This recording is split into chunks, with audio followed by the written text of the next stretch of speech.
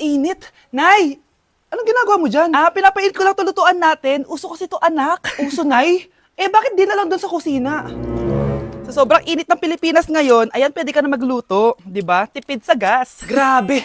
Ang talino mo, Nay. Makakatipid na ako neto. Anak, check mo nga dyan yung sinaing ko. Okay na po to, Nay. Ano ba naman tong batang to? Tanghali na nakahilata pa din. Kala mo siya nagbabayad ng kuryente. A few moments later. Ang init! Sinagpatay na electric fan! Ang init na nga sa Pilipinas, tapos papatayin pa electric fan eh. Tay, ano yan? Ice coffee? Mainit na kape to, anak. Mainit na kape? Ang init na nga sa Pilipinas eh. Ang perfect nga nito, anak eh, kasi mainit tapos mainit, di ba? Negative times negative equals positive. Perfect nga, Tay. Enjoy. Hala! Late na ako! Ano to? Sinuspindi na ang face-to-face classes sa ilang paaralan sa bansa dahil sa sobrang init. Yes, makakatulog pa ako ulit. Ay, sa wakas, makakaligo na rin ako. Ah! Woo! Woo! Hi, Cheska. Hi. Alam mo ba kung bakit mainit sa Pilipinas? Bakit? Kasi, hot ako. Pero ng tabo. Yan, ang init-init na ka sa Pilipinas tapos mag-joke ka pa ng ganyan. Sungit! Na-like ng kifi ko. Anak, anong ibig sabihin ng kifi? Galing naman nito. Anak, ano ginagawa mo? Nay, nagla-like po ako ng mga post sa TikTok. Nagla-like? Bakit mo binababa? Ito na po kasi uso ngayon, Nay, yung magla-like ka gamit yung kifi mo. Ano ba yung mga bata ngayon na malalaman nyo sa TikTok? TikTok pa! Ayan, mga nakukuha nyo. Ang KJ mo naman, Nay. Try mo kaya. Ay, naku, Scarlett, huwag mo kini-influensya sa mga ganyan mo, ha? Oo nga, ang sarap sa feeling. O, diba? Like! Na-like ng kifi ko. Di na ako natutuwa sa inyo, ha? Number 3, ano ang pinupuntahan sa Bohol? Ma'am. Yes, Cheska. Nasa 200 pesos to eh. Resort, ma'am? Anong resort, ha? Chocolate Hills yun! Umayos na kayo, ha? Ano ang pambansang pagkain? Ano yung pambansang pagkain? Ma'am, favorite ko yan. Sige, Samantha. Napaka-basic naman neto. Tanghulo, ma'am. Pinaglolo ko na ba ako dito, ha? Puro kasi kayo TikTok. Adik na kayo. Ang sarap kaya nun, ma'am. Try nyo kaya. Ang pambansang pagkain natin ay adobo, hindi tanghulo. Gawin kitang tanghuli dyan eh.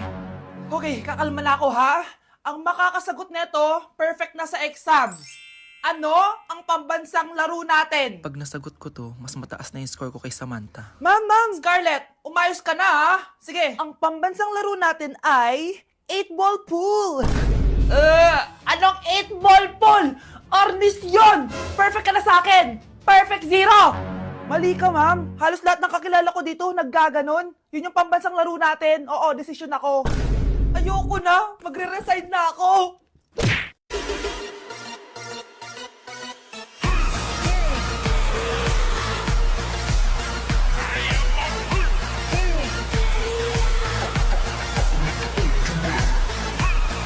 Death certificate? Hindi naman patay si tatay ah. Anak, alam kong nasa kwarto ka ng tatay mo. Si nanay. Anak! Nay, tawag niyo po ba ako? Wala. Kala ko nasa loob ka eh. Sige, Nay. Gagawan ko na po ng pagkain si tatay. Kailangan ko malaman ng totoo. Sorry, Nay. Kailangan kong gawin ito sa'yo. Nay, eto na po pala yung pagkain ni tatay. Ginawan din po pala kita. Buti naman naisip mo pa ako. Thank you, anak, ha. Welcome, Nay. Mahal, kain na tayo. Gumana yung plano ko. Kailangan ko na humingi ng tulong. Ang galing mo din, Scarlett, no? Pero mas magaling ako. Nay, hindi ka nahimatay. Anong akala mo sa akin? Tanga? Inamoy ko yung pagkain na binigay mo sa akin. At kaamoy niya yung lason na nilalagay ko sa pagkain ng tatay mo. Ang sama mo, Nay. Well, kailangan ko ang pera ng tatay mo. Inasawa ko lang naman yan kasi mayaman siya. Ipapakulong kita sa ginawa mo kay tatay. Sa tingin mo, maniniwala sa'yo ang mga pulis? May CCTV tayo sa bahay. Kitang-kita dyan na ikaw ang gumagawa ng pagkain ng tatay mo. Kanina pa nasa kulang mga pulis. At naririnig nila lahat ng sinasabi mo. Mga pulis? Nasaan na siya? Nakakatakot! Matalino ako, Scarlett. Alam kong gagawin mo yan. Binayaran ko ang mga pulis para din nila kulihin. Pera-pera lang. Walang hiya ka talaga, Nay. Sumama ka na sa akin. Itali nyo na yan. At siguraduhin yung hindi makakatakas yan. Ano? Itatali? Hindi! Shh, Scarlett. Itatakas kita, ha? Alam ko lahat ng baho ng nanay mo. Tita? Scarlett? May kausap ka ba? Nandiyan na si nanay. Bilisan mo. Paparating na siya. Bibilisan ko na. Nilapitan ko hanggang sa may diwata na pagdinat ko. Nalasing kagabi, ang galing katabi. Hoy! Kayo dalawa! Ano ginagawa nyo, ha? Ba't may pakis? Ma'am, ito po kasi usong step ngayon yung may pakis sa chicks. Ayan! Sinasabi ko na nga ba? Puro na naman kayo TikTok! Mga nalalaman nyo! Ang bata-bata nyo pa, may pakis-kis na kayo nalalaman dyan?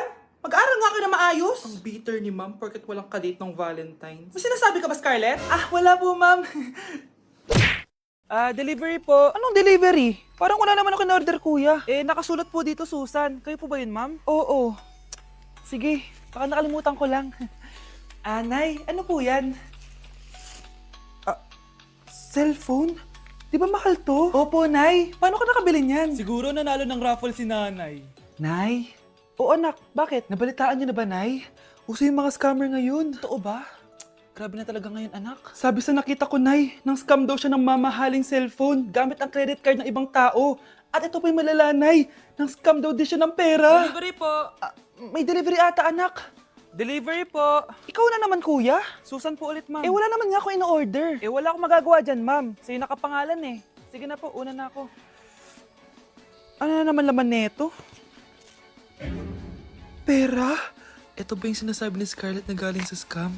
Pero bakit sa akin nakapangalan? Anong gagawin ko dito? Hindi naman ako yung scammer. Nay, may naghahanap po sa inyo sa labas. Anak! Sige, pupunta na ako.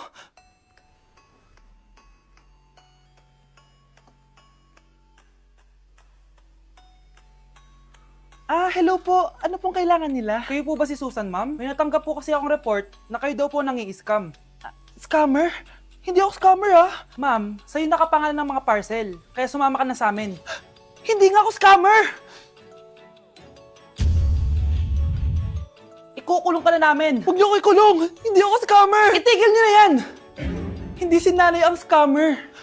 Pero nasa bahay na to, ang totoong scammer. Umamin ka nga sa akin, Brianna. Bakit ang daming pera ng wallet mo? Hindi ko po alam, Your Honor.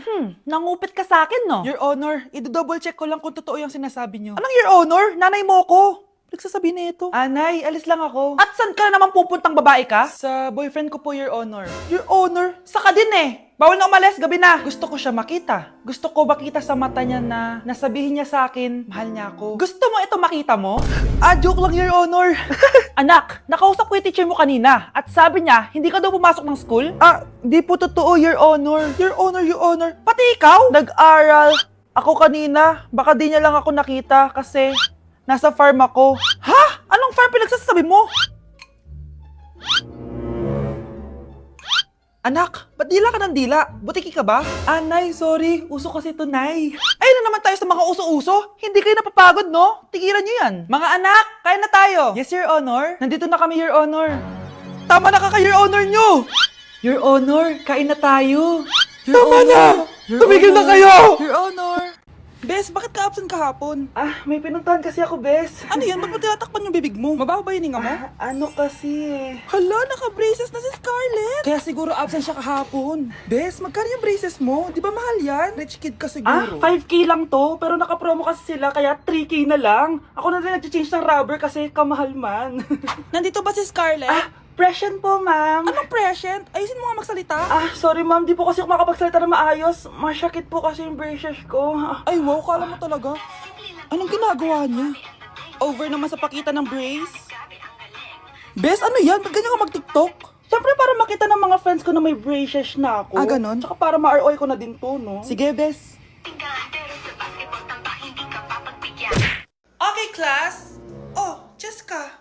Buti pumasok ka pa. Ang dami mo na miss na quiz. Bagsak ka na sa akin. Nagbakasyon ako. Na-stress kasi ako sa'yo. Ang dami mo kasi pinapagawa. Bakit? Hindi lang naman ikaw ang pinapagawan ko. Lahat kayo. Ano ka dito, prinsesa? Oo. Sa bahay namin, ako ang prinsesa. Kaya kayong lahat, sumunod kayo sa akin. Pumunta ka sa guidance office! Hindi po, ate! You go to the principal's office. Tandaan mo, kami ang nagpapasahod sa'yo, di ba? Ano nangyayari kay ma'am? Hala si ma'am! Ang ganda-ganda ko na naghanap ka pa ng iba. Hala, heartbroken ata si Cheska. This sir, feeling main character kasi. Tumatawa ka? Masaya kayo, ha? Kapag heartbroken ako, bawal maging masaya. Eh ano naman kung heartbroken ka? Pakinamin. Oh, come on, Samantha. Hindi mo pa naman na-experience sa magka-jowa. Kasi walang nagkakagusto sa mukhang yan.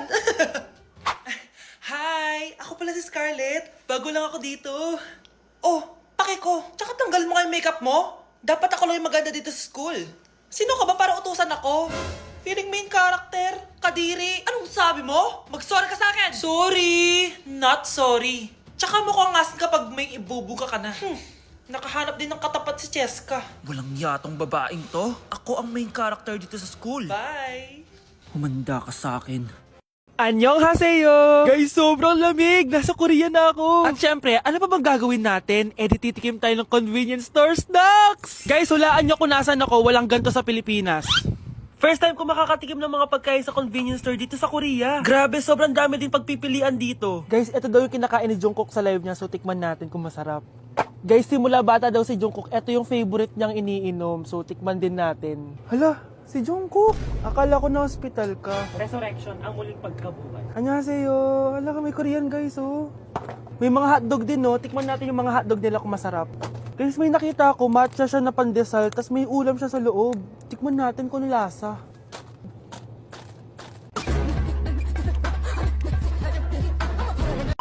Charan! Tikman na natin sila, guys. Unahin na natin to favorite snack ni Jungkook. Kancho daw yung pangalan nito, guys. Tikman na natin. Sarap! Honey Bunch! And syempre, di natin pwedeng tikman ng wala si Jungkook. Jungkook imnida. Gets ko na kung bakit favorite ni Jungkook. Ang sarap na, guys! May kinuha si Honey Bunch kanina, pero parang ang sarap, oh. So, tikman din natin. Ito yung tsura niya. Parang sarap. Manghang. Masarap siya. 7.5 out of 10. May mas masarap pa sa iba. So, inom muna tayo. Tikman natin to favorite drink ni Jungkook. Lasang banana. Pero hindi siya masyadong matamis, which is I like. 8.5 out of 10 to sa akin. So, next naman natin tong hotdog.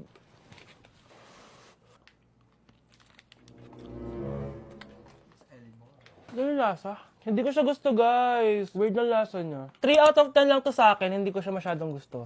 Next natin tong dried pusit. So, ganito yung itsura niya, guys. Matigas siya. Sobrang tigas. Baka niluluto pa to. Eh, grabe. Alam mo yung mga ginangat-ngat ng aso? 1 out of 10, hindi ko siya nakain, tapos wala rin siyang lasa. Next natin to matcha na siopaw na may ulam sa loob. Unang kagat, guys. Akala ko sobrang dami laman, di siya katulad ng picture, oh. Pero masarap siya. Alam ko yung kalasa niya, yung bola-bola, ganun. I'll give it 8 out of 10, kasi masarap naman siya. Second to the last natin, itong curry crispy roll. Curry? May curry nga talaga siya. Ganito yung tsura niya, guys. Uy, ang sarap! Magugustuhan mo siya. Oo nga. Guys, masarap siya. 9.5 out of 10 to sa akin. Okay guys, last natin. Magkukurya ba tayo na hindi nakakatikim ng bulldog? Guys, natatakot ako kasi maanghang talaga to. Hindi siya maanghang, guys.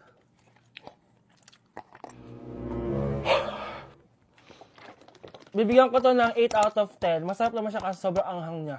So yun lang naman guys. Kung gusto nyo ng part 2, mag-comment lang kayo dyan at gagawin natin yan. So, bye-bye!